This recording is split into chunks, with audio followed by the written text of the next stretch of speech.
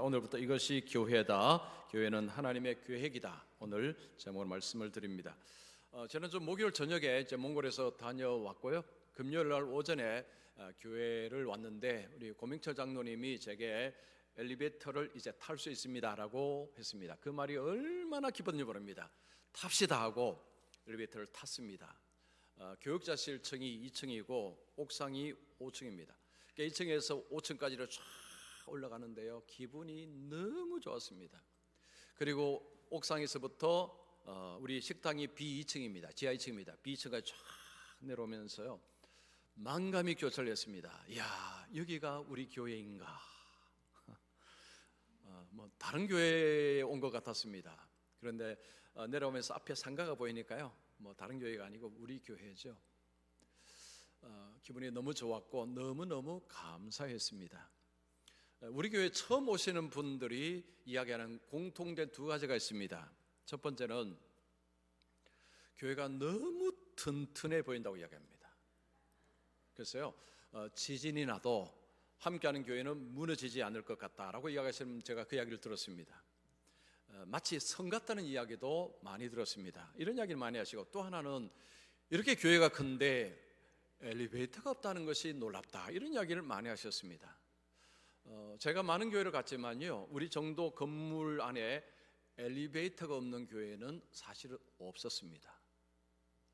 그러니까 사람들이 우리 교회에 와서 전부 놀라는 거죠. 어떻게 이 큰 건물에 엘리베이터가 없냐는 이야기를 합니다. 제가 중간에 목회하면서 이 엘리베이터 필요성은 늘 느끼죠. 우리 권사님들 이 계단 올라가고 오르락 내려가시는 그 어려움을 볼 때마다 엘리베이터가 있어야 되는데 라는 생각이 들었고요.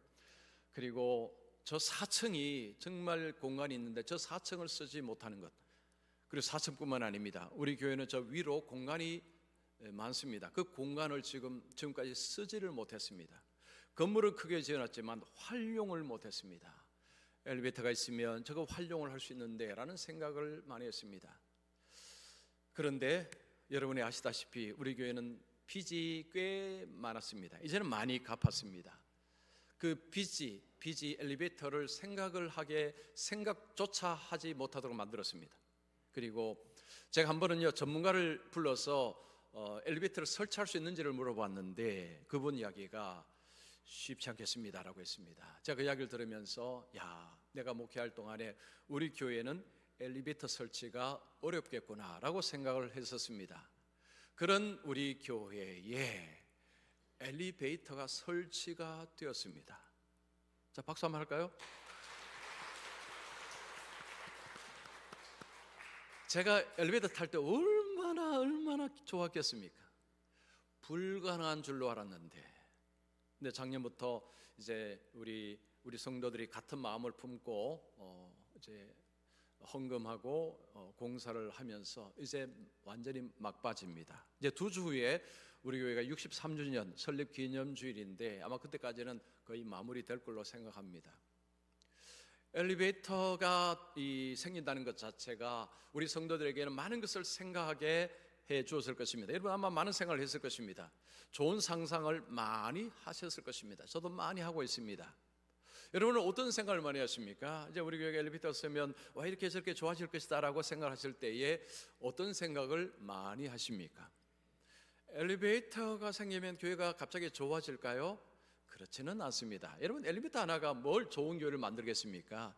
엘리베이터는 편의시설일 뿐입니다. 자, 그런데요, 이 엘리베이터 자체가 교회를 좋게 만드는 것은 아니지만 우리 교회는 엘리베이터 자체가 새로운 교회로 변신하는데 기폭제가 될 수가 있습니다. 즉 우리 교회가, 우리 교회 표가 무엇입니까? 압도적이고 독보적이며 복음적인 교회입니다. 자, 이런 교회 아직은 아닙니다. 그러나 이런 교회를 향해서 나아가는 데 있어서 계기를 만들어주는 데 있어서 엘리베이터가 굉장히 중요한 역할을 할 것이다 라고 예상을 저는 하고 있습니다. 자, 그래서 이제 우리 교회는 엘리베이터가 설치된 교회입니다. 이제는 엘리베이터가 있는 교회입니다. 이건 어마어마한 겁니다. 엘리베이터가 있는 교회입니다. 자, 엘리베이터가 있는 교회가 자 우리 교회인데, 이제 그러면 정말로 이제는 정말 좋은 교회, 더 좋은 교회로 세워져 가기 위해서 우리가 어떻게 해야 되는가를 좀 이제 4주 동안 말씀을 드리고자 합니다. 그래서 이것이 교회다라는 제목을 정하고 말씀을 드리고, 오늘은 교회는 하나님의 계획이다 하는 제목을 말씀을 드립니다. 자, 오늘 말씀을 여러분 잘 들으셔서 성경에서 말씀하는 교회를 좀 잘 이해를 하시면 좋겠습니다. 자, 첫 번째입니다. 교회는 왜 존재하는가? 여러분, 교회는 왜 존재할까요? 교회가 왜 존재하는가라는 이 질문의 답을 우리가 얻기 위해서는요, 교회가 어떻게 시작이 되었는가, 이건 누가 계획했는가를 먼저 아는 것이 필요합니다. 적지 않은 분들이 교회의 시작을 사람들이 했는 것으로 생각합니다. 그냥 예수 믿는 사람들, 하나님을 믿는 사람들이 이게 모여서 우리 교회 하나 만들까? 우리 좋은 건물 하나 만들어서 우리가 하나님께 예배할 수 있도록 그렇게 할까? 우리 공동체 한번 만들어 볼까? 그렇게 해서 만든 것으로 생각하는 사람들이 의외로 많습니다. 그렇지 않습니다. 교회는 하나님이 계획하시고 하나님에 의해서 교회가 이 땅에 세워졌습니다. 자, 오늘 본문에 보면 교회라는 단어는 보이지 않습니다. 교회라는 단어는 없지만 교회를 표현하는 단어는 있습니다. 그게 뭘까요? 우리입니다. 우리. 자, 오늘 본문에 보면 우리라는 표현입니다. 우리 주 우리를 택하사 우리를 예정하사 우리에게 거저 주시는 바, 우리라는 표현이 반복해서 나옵니다. 이 우리는 누구를 말할까요? 예수 믿는 하나님의 사람들, 이 우리입니다. 예수 믿는 사람의 공동체가 우리입니다. 자, 다르게 표현하면요, 이것이 바로 교회입니다. 그래서 우리라는 단어를 생각하실 때 교회라는 단어를 같이 생각하시면 이 에베소서를 이해하는 데 도움이 될 것입니다. 그래서 우리라는 단어, 여기에 교회라는 단어로 바꾸어도 무리가 없습니다. 자, 이 교회는요, 언제 어떻게 이게 세워졌느냐? 먼저 이것은 하나님의 계획이라는 것을 우리에게 이야기합니다. 여러분 4절 보겠습니다. 곧 창세전에 그리스도 안에서 우리를 택하사, 하나님께서 교회를 하나님이 택하셨는데 언제 택하셨는가 하면 창세전입니다. 창세전이라는 것은 이 세상이 만들어지기 전입니다. 여러분이 태어나기 전입니다.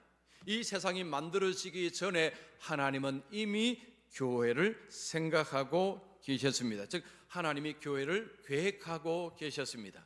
자, 오늘 말씀을 여러분 이제 나중에 나가실 때도 다른 건 다 잊어버리셔도 이거 하나 꼭 기억하셔야 됩니다. 교회는 창세전에 하나님이 계획하셨다. 이것은 꼭 기억을 하시면 좋겠습니다.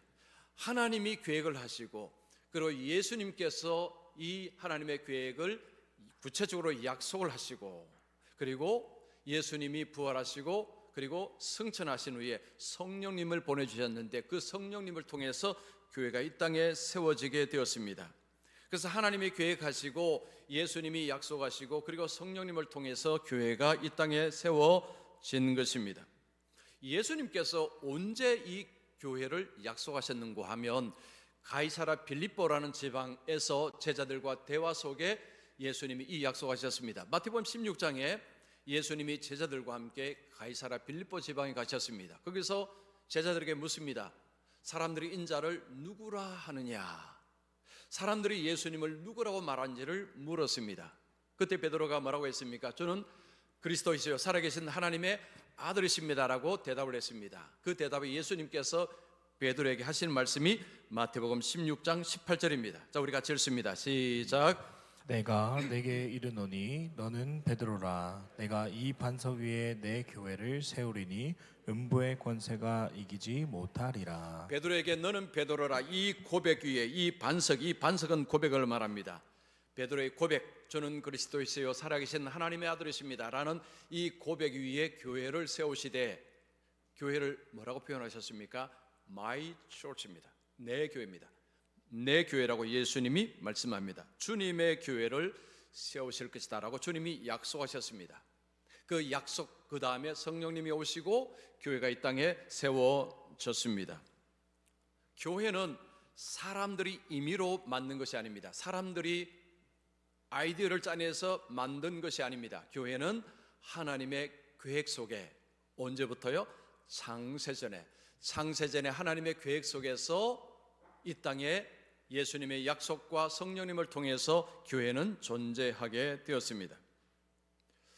하나님의 계획 속에서 교회가 이 땅에 이제 하나님의 교회가 잉태되고 그리고 교회가 세워졌다는 이 말씀을 듣고 오늘날 교회를 보게 되면 마음속에 이런 의문이 생깁니다.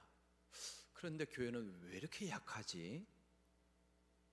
하나님의 교회고 하나님의 계획 속에 세워진 교회인데 아니 교회는 왜 이렇게 약하지? 라는 의문이 생깁니다.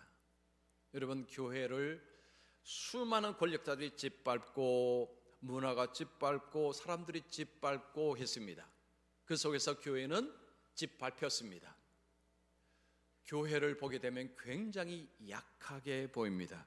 오늘날 대한민국의 교회를 보십시오. 교회가 많이 약해지고 있습니다. 2025 한국교회 다시 일어선다라는 책이 있습니다. 이 책에 보면 이런 통계가 있습니다. 2012년에 우리나라 기독교 인구를 1200만이라고 했습니다. 11년 후 2023년은 771만 명입니다. 2023년에 가나안 성도가 227만 명입니다. 그리고 현재 한 해에 3,000교회가 문을 닫고 있다고 합니다. 이 수치가 정확한지 모르겠지만 제가 신문에서 본 수치입니다. 이것을 보면 어떻습니까? 교회가 굉장히 약해 보입니다. 우리가 어떤 한 지역이나 한 나라를 보게 되면 교회를 강하다고 보기가 심히 어렵습니다. 굉장히 약해 보입니다. 여러분, 그런데 교회의 역사 전체를 보게 되면 교회가 약하다고 말할 수 없습니다. 교회는 예루살렘에서 시작되었습니다.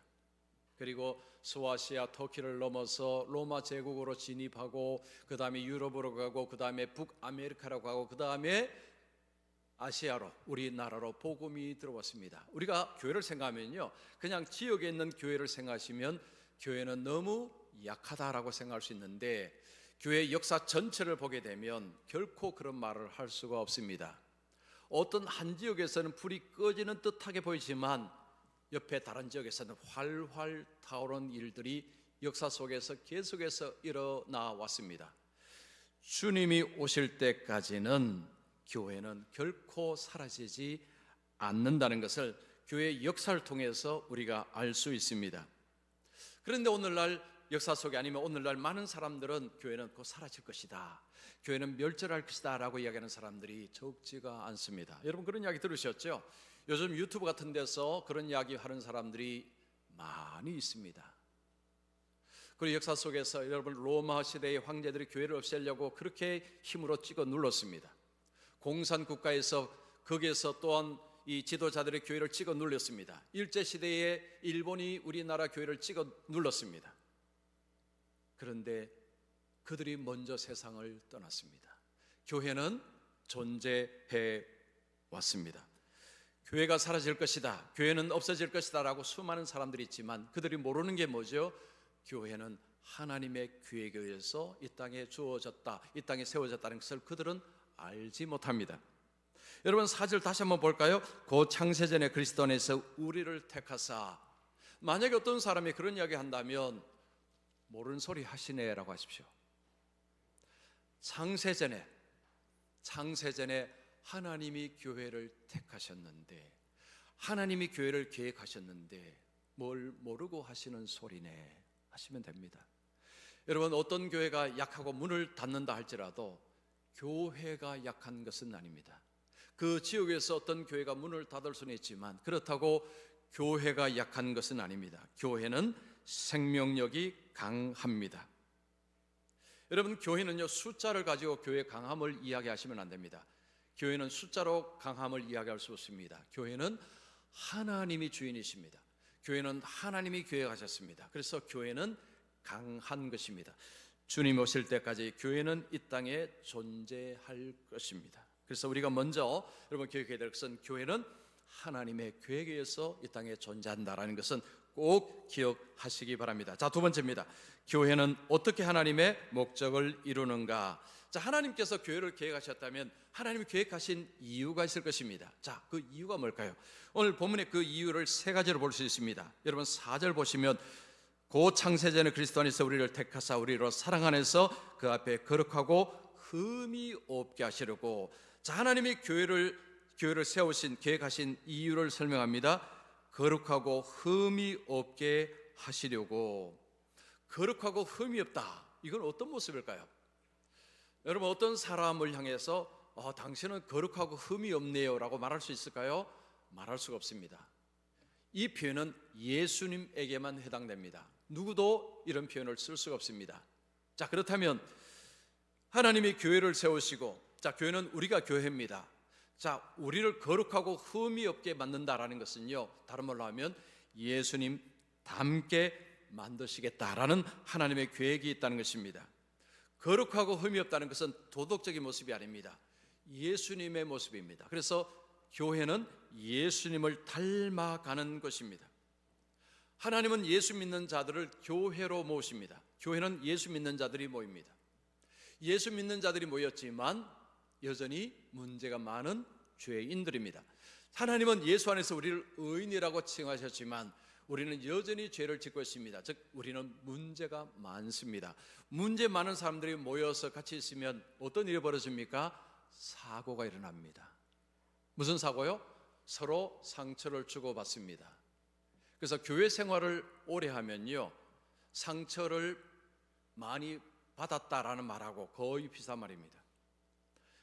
이 세상에 존재하는 교회에는요, 전부 그 일이 벌어집니다. 왜냐하면 죄인들이 모인 곳이라, 문제 많은 모이는 곳이라, 흠 많은, 이 인격적으로 흠이 많은 사람들이 같이 모여 있으니 서로 부딪히면 서로 찢는다는 거죠. 그래서 상처를 주고받습니다. 여러분 우리는 상처를 받은 경험은 있지만요, 상처를 준 기억은 거의 없습니다. 자, 여러분 상처받은 이야기라면 이야기하실 수 있죠. 그러면 여러분이 상처 준 이야기라면 여러분 하실 수 있겠습니까? 아마 힘들걸요. 우리는 상처는 받는 것은 알지만 주는 것은 모릅니다. 그럼 여러분이 상처를 안 주셨을까요? 다 주셨습니다. 여러분 저는 상처를 안 드렸을까요? 저도 드렸습니다. 우리는 다 그런 존재입니다. 그런데 이렇게 모여서 서로 부딪히지 않습니까? 여기서 깎입니다. 여기서 변화가 일어나는 중요한 모체가 됩니다. 여러분 도자기를 생각해보자. 도장기는 그 아름다운 도자기가 만들어지기까지 흙이 갑자기 도자기가 됩니까? 도공이 그 흙을 잡아서 돌리고 패고 짓누르고 그 과정을 거쳐서 도자기가 완성이 되는 것입니다. 죄인 한 사람이, 문제가 많은 사람이 예수님을 닮아간다는 게 그게 하루아침에 되겠습니까? 그게 그냥 되겠습니까? 안 되죠. 그건 불가능합니다. 부딪히고 모난 부분이 좀 깎여야 되고 이런 과정이 반드시 필요한 것입니다. 그래서 하나님은 우리를 예수 닮는 자로 만들기 위해서 교회를 세우셨다는 것입니다. 그 다음 두 번째는, 여러분 두 번째 5절 보시면 그 기쁘신 뜻대로 우리를 예정하사 그리스도로 말미암아 자기의 아들들이 되게 하셨으니, 우리로 아들들이 되게 하셨다는 것입니다. 예수 믿지 않는 사람이 교회에 와서 복음을 듣습니다. 그리고 예수를 믿게 됩니다. 예수를 믿으면 하나님의 자녀가 됩니다. 영접하는 자, 곧 그의 이름을 믿는 자들에게는 하나님의 자녀가 되는 권세를 주셨으니, 예수를 믿는 자에게 특권이 생깁니다. 그 특권은 하나님의 자녀가 되는 특권입니다. 교회는요, 하나님을 전부 아버지라 부릅니다. 자, 예수 믿는 사람이 기도할 때 어떻게 기도합니까? 아버지라고 기도하죠. 안 믿는 사람이 와서 보면요, 저 아버지가 누굴까라고 생각할 것입니다. 그 아버지가 누굽니까? 하나님입니다. 여러분 교회 다니는 사람, 예수 믿는 사람은 전부 하나님을 아버지라 부릅니다. 그러면 예수 믿는 사람들은 누굽니까? 형제 자매입니다. 서로 형제 자매죠. 그래서 요즘은 이런 호칭을 잘 안 쓰지만 제가 대학교 다닐 때, 청년 때만 해도 교회는요, 형제님 자매님이라는 표현을 참 많이 썼습니다. 무슨 형제 무슨 자매 이런 표현을 많이 썼습니다. 교회는 서로 형제 자매라는 거죠. 한 아버지, 하나님을 아버지로 모신 형제 자매라는 것입니다. 형제 자매라는 것은 뭘 의미하죠? 굉장히 가깝다는 이야기입니다. 피로 나눈 형제 자매는요 1년에 한 번 만나기도 어렵습니다. 저희 형제들은 주로 이제 대구나 이렇게 부산 있기 때문에 1년에 한 번 보기도 쉽지 않습니다. 저 아들은요 1년에 한 번도 못 봅니다. 1년에 한 번도 못 봅니다. 그런데 교회는요 일주일에 한 번씩 꼬박꼬박 봅니다. 저 오늘도 이제 봤죠. 우리가 매주 보기 때문에 여러분 자주 보면 뭐가 생기죠? 정이 생깁니다. 네, 자주 보면 정이 생깁니다. 그래서 그리고 여러분이 대부분 앉는 자리가 거의 그 자리시죠. 대부분 교회는 우리 교회 보면 다른 게 다 그렇습니다. 자기 자리가 있습니다. 그 말은요 어떤 날 왔는데 오늘 권사님 안 오셨네? 집사님 안 오셨네? 라니 금방 아는 거죠. 왜냐하면 늘 그 자리에 앉으시니까. 뭡니까? 관심이 있다는 거죠. 관심. 아 오늘 안 오셨구나. 오늘 왜 못 오셨지? 그리고 전화를 하면 오늘 집사님 오늘 왜 못 오셨지? 어디 아프세요?라고 관심을 드러냅니다. 이것이 바로 형제 자매의 모습입니다. 여러분 교회는 극장이 아닙니다. 극장은요 옆에 앉은 사람이 누군지 몰라도 됩니다. 관심 가질 필요가 없습니다. 삶에 어떤 어려움이 있는지 옆에 분에게 아이고 요즘 삶이 어떻습니까? 극장에서 그런 이야기 하는 거 보셨습니까? 정신 나간 사람이죠. 극장은 그렇게 하지 않습니다. 그러나 교회는 다릅니다. 교회는 요즘 어떻습니까? 요즘 힘들지 않습니까? 라는 대화가 자연스럽게 이루어지는 것입니다. 여러분 오늘날 현대의 질병 중에 정말 위험한 질병이 외로움이라고 합니다. 외로움은요.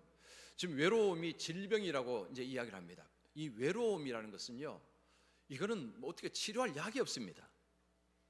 교회가 이 외로움을 치료하는데 굉장히 큰 역할을 합니다. 그냥 혼자 와서 예배드리고 가버리면요 교회나 극장이나 별 차이가 없습니다. 그러나 왔을 때 요즘 어떠세요? 오늘 혈색이 좀 안 좋으시네요. 얼굴 오늘 저보고 까마 보이시네요. 이런 거 있죠. 원래 까만데 더 까매 보이는 경우가 있습니다. 몽골 갔다 와서 더 까매졌습니다. 자, 이런 것들은요 관심의 편이죠. 관심. 이런 관심이 외로움을 많이 줄여줍니다. 그래서 여러분 하나님이 교회를 통해서 하나님을 아버지라 모시는 형제 자매들이 모여서 서로 위로하고 격려하고 힘을 주는 공동체로 삼기를 원하셨습니다. 자, 그 다음에 세 번째 보겠습니다. 6절 보시면 이는 그가 살아가는 자 안에서 우리에게 거저 주시는 바 그의 은혜의 영광을 찬송하게 하라는 것이라. 하나님의 은혜를 드러내도록 하는 것이 교회의 사명이라는 것입니다. 자, 거기 본문에 중요한 단어가 하나 있습니다. 우리에게 거저 주시는 바 그의 은혜의 영광. 하나님이 우리에게 거저 주시는 것이 은혜입니다. 자, 하나님 우리에게 주신 은혜 여러 가지 말할 수 있지만 가장 큰 은혜가 무엇입니까? 구원입니다. 자, 이 구원은요 우리에게 거저 주신 것입니다. 우리에게 헌신이나 희생을 요구해서 그 다음에 구원을 주신 것이 아닙니다. 대가의 것이 아닙니다. 하나님이 거저 주신 것이 이것이 구원입니다. 그래서 은혜라고 이야기하는 것입니다. 우리는 구원을 은혜로 받았습니다. 교회는 이 하나님의 은혜를 전하는 사명을 가지고 있습니다. 숙제를 가지고 있습니다. 교회가 해야 될 일은 뭐냐? 이 하나님의 은혜를 계속해서 전하는 것입니다. 이것이 교회가 해야 될 일입니다. 교회는 사람들이 모여서 우리가 찬송하고 예배합니다. 그것은 뭘 하는 것입니까? 하나님의 은혜를 찬송하는 것입니다. 우리 하나님을 높여드리는 것입니다. 하나님의 은혜를 자꾸 우리가 자꾸 높여드리는 것입니다. 자, 이 세 가지가 하나님이 교회를 세우신 계획 이유인데 그 중에서 핵심이 바로 세 번째입니다. 세 번째 가장 중요한 것입니다. 그 예수님이 하신 그 엄청난 일들, 그 하나님의 은혜를 전하는 것이 교회가 해야 될 일입니다. 자, 그럼 이것을 어떻게 할 것이냐? 어떻게 하면 할 수 있느냐? 여러분 3, 4, 5, 6절에 공통으로 나오는 단어가 있습니다. 그리스도 안이라는 단어입니다. 3절에 그리스도 안에서, 4절에 그리스도 안에서, 그리고 5절에는 예수 그리스도를 말미암아, 그리고 6절에는 그가 사랑하시는 자 안에서. 전부 그리스도 안이라는 표현하고 똑같은 표현입니다. 우리가 교회를 통해서 하나님의 은혜의 영광을 높여드리기 위해서 우리에게 가장 중요한 것이 뭐냐면 그리스도 안에 머무는 것입니다. 교회는 그리스도 안에 머물 때에 이 사명을 감당할 수 있습니다. 그래서 우리 교회가 주님의 영광을 드러내기 위해서 가장 중요한 것은 그리스도 안에 머물러야 됩니다. 그리스도 안에 머문다는 것은 그리스도와 연합하는 것을 말합니다. 예수님과 연합하는 것입니다. 자, 예수님과 연합한다는 것은요, 교회 중심은 예수님이다라는 것입니다. 교회 주인은 예수님이다. 그러면 교회 주인이 예수님이다 할 때에 주인이 예수님이기 때문에 가장 중요한 건 뭐죠? 예수님의 말씀을 듣는 것입니다. 교회는 그리스도의 말씀이 중심이 되어야 됩니다. 그럴 때 교회는 그리스도 안에 머물 수 있는 것입니다. 교회가 하나님의 말씀으로 풍성해질 때에 그때 하나님을 높이는 일들이 자연스럽게 일어납니다. 자, 골로새서 3장 16절 말씀 우리 같이 읽습니다. 시작. 그리스도의 말씀이 너희 거하여 모든 지혜로 피차 가르치며 권면하고 시와 찬송과 신령한 노래를 부르며 감사하는 마음으로 하나님을 찬양하고. 여러분, 오늘 좀 숫자가 적기 때문에 힘을 내어서 나 안에 다른 사람 하겠지 그렇게 생각하지 마시고 같이 하시기 바랍니다. 같이 다시 합니다. 다시 시작. 그리스도의 말씀이 너희 속에 풍성히 거하여 모든 지혜로 피차 가르치며 권면하고 시와 찬송과 신령한 노래를 부르며 감사하는 마음으로 하나님을 찬양하고. 여기 보시면 그리스도의 말씀이 너희 속에 풍성히 거하여, 그 다음에 찬송을 하고 감사하고 하나님을 높이고, 이 순서를 이야기합니다. 그래서 교회가요, 그리스도의 말씀으로 풍성하게 되면 그 다음에 그 은혜를 경험합니다. 그 하나님의 은혜를 경험하게 되면 그 다음에 찬송을 한다는 거죠. 하나님을 높이는 일이 일어난다는 것입니다. 그래서 교회가 하나님이 주신 사명을 감당하기 위해서 가장 중요한 것은 그리스도 안에 머무는 것입니다. 그리스도 안에 머물기 위해서는요, 그리스도의 말씀이 풍성하게 교회를 푹 적시고 있어야 합니다. 그러면 하나님이 드러난다는 거죠. 하나님의 은혜가 드러난다는 것입니다. 그런데 오늘날 교회가 욕을 많이 먹습니다. 왜 욕을 먹을까요?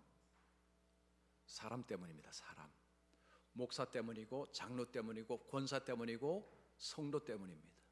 사람 때문에 욕을 먹습니다. 그 사람은 누구죠? 죄인입니다. 죄인. 우리는 예수 덕분에 의인이라 체감을 받지만 여전히 삶은 죄인으로 살아갑니다. 죄를 짓고 살아갑니다. 죄인이라는 것은요, 자기 중심적으로 산다는 것입니다. 제가 아무리 목사고 여러분이 아무리 장로고 권사일지라도 여전히 여러분은 자기 중심적인 성향을 가지고 있습니다. 여러분, 돈 싫어하는 분 계십니까? 나는 돈이 싫어요. 나는 돈이 정말 싫어요 라는 분 저는 본 적이 없습니다. 그런 목사 보셨습니까? 저도 그렇지 않습니다. 저도 돈 필요합니다. 명예. 여러분, 명예, 나는 명예 필요 없습니다. 명예가 뭐 중요합니까? 말은 그렇게 해도요, 다 좋아합니다. 무슨 말이냐면요, 죄인은 어쩔 수 없이 돈 좋아하고 명예 좋아하는 것, 그거 어쩔 수 없습니다. 나는 아니다 해봐야 소용없어요. 우리는 다 똑같습니다. 다 똑같습니다. 그런 존재입니다. 그런 존재가 교회 중심이 되어버리면 냄새납니다. 추한 인간의 모습만 드러납니다. 그래서 욕을 먹는 것입니다. 주님 말씀이 교회 속에 충만한 것이 아니라 사람의 말이 가득하기 때문에 교회가 추한 냄새가 나고요, 추한 모습이 드러나니 세상은 교회를 보고 어떻게 왜 교회가 저래? 저 돈을 좋아하는 목사네 이러면서 욕을 하는 것입니다. 그리스도의 말씀이 중심이 되어야 되는데 사람이 중심이 되고 사람의 말이 중심이 되면 어쩔 수 없이 추하고 더러운 모습이 드러날 수밖에 없다는 것입니다. 교회는 주님은 커져야 되고 사람은 작아져야 되는데 이론적으로는 맞는데 우리는 잘 못합니다. 여러분도 잘 못하세요. 저도 잘 못합니다. 그래서 우리가 교회를 열심히 하는데 안 알아주면 여러분 어떻습니까? 실망하죠. 마음이 섭섭해집니다. 열심히 하는데 알아주지 않으면 섭섭합니다. 뭐 저는 안 그럴까요? 저도 마찬가지입니다. 열심히 하는데 아무도 알아주지 않으면 저도 섭섭합니다. 우리 다 똑같습니다. 우리는 그런 존재입니다. 자, 그런 존재를 하나님이 모으셔서 하나님을 드러내는 것이 얼마나 어렵겠습니까? 불가능합니다. 이건 있을 수가 없습니다. 자, 그래서 하나님께서 주신 것이 무엇입니까? 하나님의 예수님을 주셨고, 그리고 말씀을 주셨다는 거죠. 그래서 여러분, 교회는요, 누가 그랬습니까? 교회는 창문과 같다고 했습니다. 창문, 여러분, 창문이 깨끗하면 밖이 잘 보입니다. 창문이 뭐가 묻어 있으면요, 밖이 안 보입니다. 창문은 자기를 드러내는 존재가 아닙니다. 창문은 밖을 보여주는 존재입니다. 교회는 예수님을 보여줘야 된다는 거죠. 근데 교회가 사람으로 가득 차면요, 추한 냄새가 있으면 이게 얼룩절룩해갖고 주님이 안 보인다는 거죠. 여러분, 우리 교회가 만약에 김은동이라는 이름이 자꾸 보인다는 것은 이 문제가 있는 교회입니다. 어떤 장로님이 보인다는 것은 문제가 있는 교회라는 거죠. 정말 우리 교회가 좋은 교회인지 아닌지를 알 수 있는 방법은 우리 교회가 주님이 자꾸 드러나느냐, 이것이 중요한 것입니다. 자, 주님이 드러나 있는데 그러면 주님이 드러나는 방법은 뭐냐? 성경은 뭘 이야기하느냐면 서로 사랑하면. 자, 우리 요한일서 4장 12절 말씀, 그 말씀입니다. 우리 같이 읽습니다. 시작. 하나님을 본 사람이 없으되 만일 우리가 서로 사랑하면 하나님이 우리 안에 거하시고. 우리가 서로 사랑하면 하나님이 우리 안에 거하시고, 이 말씀은요, 우리가 서로 사랑하면 하나님이 그 속에서 드러나신다는 거죠. 그래서 정말 우리 교회를 통해 예수님이, 하나님이 드러나기 위해서 우리가 해야 될 중요한 것은 서로 사랑하는 것입니다. 서로 사랑하는 것입니다. 보통 부부간에 문제가 생길 때에 부부 상담을 하는 분들이 늘 하는 이야기 있습니다. 대화하십시오. 대화를 좀 자주 하십시오. 이런 이야기 많이 하죠. 여러분, 똑같습니다. 우리가 서로 사랑하기 위해서는요, 서로 대화를 많이 해야 됩니다. 여러분, 식사하실 때 대화는 주로 피상적인 대화입니다. 그런 대화 말고 깊이 있는 삶을 나누는 대화를 해야 합니다. 자, 이걸 위해서 필요한 것이 소그룹입니다. 소그룹. 자, 우리 교회가 코로나 전에도 소그룹을 했는데, 근데 소그룹이 사실은 쉽지가 않았습니다. 그 중에 하나가 뭐 다른 이유도 있지만 가장 큰 이유는 장소가, 소그룹을 할 수 있는 장소가 몇 개가 없어서 그렇습니다. 그래서 그때 어떻게 했습니까? 본당에서 여기저기 뭐 이렇다 보니까요, 이게 사실은 저기 소리 들리고 이거 어렵습니다. 그래서 소그룹은 독립된 공간이 들어가야 됩니다. 그런데 교회는 큰데 그런 공간이 우리 교회는 없었습니다. 자, 그런데 여러분, 우리 교회에 그런 공간들이 어디에 주로 있는지 아십니까? 저 위에 있습니다. 위에. 자, 여러분, 옥상 가보신 분, 우리 교회 옥상 한번 올라가 보신 분 계십니까? 손은 들지 마십시오. 아마 옥상 가보신 분들 별로 없을 것입니다. 저 옥상까지 어떻게 올라갑니까? 저 높은 곳에. 그런데요, 옥상에 올라가시면 그 좌우로 방들이 있습니다. 방들이. 자, 우리 엘리베이터가요, 옥상까지 갑니다. 이게 밑에서부터 7층입니다. 자, 옥상에 내릴 수 있습니다. 내리면 거기서 이제 방들을 들어갈 수 있는데, 그 방들이 지금 전부 방치되어 있습니다. 먼지가 수두룩합니다. 쓰레기들이 많습니다. 그거 정리하면요, 기도실이 되고요, 그리고 속으로 방이 됩니다. 너무 좋은 방들이 거기에 숨어 있습니다. 지금까지는 쓸 수가 없었습니다. 왜냐? 너무 높았어.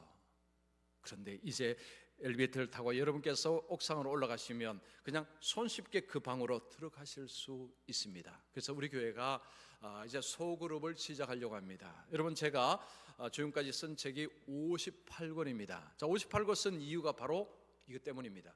소그룹 하기 위해서 제가 성령의 다양한 주제들을 가지고 책을 썼습니다. 그래서 거기에 소그룹 나눔 질문들이 있습니다. 그 나눔 질문으로 서로 질문하면서 말씀을 중심으로 서로 삶을 나누라는 것입니다. 여러분, 사람이 그냥 모여서 이야기하면요, 제일 잘하는 게 뭘까요? 자기 자랑입니다. 자기 자랑을 우리는 가장 잘합니다. 저는 아닐까요? 저도 똑같습니다. 그러면 여러분 제가 예를 치면 자기 자랑합니다. 그럼 제 이야기를 듣고 있는 분이 그랬죠. 그래요, 목사님 잘났네요. 다음부터는 안 만났으면 좋겠습니다. 그래 되면요, 모임은 하다가 끝납니다. 그러나 말씀이 중심이 되면, 은혜가 흐르기 시작하면, 그러면 달라집니다. 하나님의 은혜가 우리 속에 들어오면요, 서로를 바라볼 때 자기 자랑을 하는 것이 아니고 하나님의 은혜를 나누기 시작합니다. 감사를 나누기 시작하죠. 그러면 여러분, 은혜를 감사를 나누면요, 그 이야기를 듣는 사람이 은혜가 됩니다. 너무 은혜가 되고, 우리 다음 주도 만납시다. 또 언제 만나죠? 그리고 좀 이야기하는데 아주 빨리 지금 더 해야 되는데 우리 좀 더 합시다. 시간이 너무 없습니다. 진짜 찐한 은혜가 들어가서 나누면요, 시간 가는 줄 모릅니다. 사랑은 눈으로 하는 게 아닙니다. 사랑은 눈으로 하는 게 아니고요, 사랑은 삶을 나눔을 통해서, 그리스도의 말씀을 중심으로 삶을 나누면서 서로 관심을 가지고 서로 도와주고 서로 격려하는 것들이 자연스럽게 일어날 수가 있는 것입니다. 우리는 사랑할 수 있는 존재가 아닙니다. 요한일서 4장 19절에 이런 말씀이 있습니다. 우리가 사랑하면 그가 먼저 우리를 사랑하심이라. 우리가 사랑하면 그가 먼저 우리를 사랑하심이라. 예수님이 우리를 먼저 사랑하심으로 그 사랑을 우리가 입어야 사랑이 가능하다는 것입니다. 저는 엘리베이터가 서면서 저 자신을 좀 바꾸려고 계속 변화를 시도하고 있습니다. 그 변화는 나중에 제가 좀 말씀드릴 때가 있을 것입니다. 우리 교육자들은 좀 알고 있습니다. 이 변화의 목적입니다. 정말 우리 교회가 우리 주님의 영광을 올려드리기 위해서 내가 변화될 것은 뭐냐, 이걸 계속 고민하고 좀 계속 변화를 시도하고 있습니다. 여러분도 변화를 시도하셔야 합니다. 변화는요, 큰 거 변화 아니면 그 작은 변화, 소그룹 이제 할 때 여러분 집에 일찍 가지 마시고 식사하시고 그리고 잔잔하시고 모이셔서 서로 책을 가지고 나눠 보십시오. 세상은 이런 모임을 할 수가 없습니다.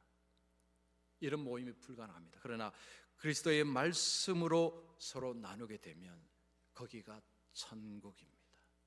천국을 맛보는 것입니다. 그래서 이제 우리 교회가 우리 주님께서 교회를 세우신 그 계획을 따라서 바르게 세워지기 위해서는 뭘 해야 된다고요? 말씀 안에서 서로 사랑을 해야 합니다. 그래서 우리가 서로 사랑함으로 우리 교회를 통해 주님의 이름이 드러나며 많은 가난한 성도, 그리고 교회를 따르는 많은 성도들을 다시 불러 모을 수 있는 교회, 함께하는 교회 가보자, 저 교회는 사랑이 넘친대 라고 소문나는 교회가 되기를 소망합니다.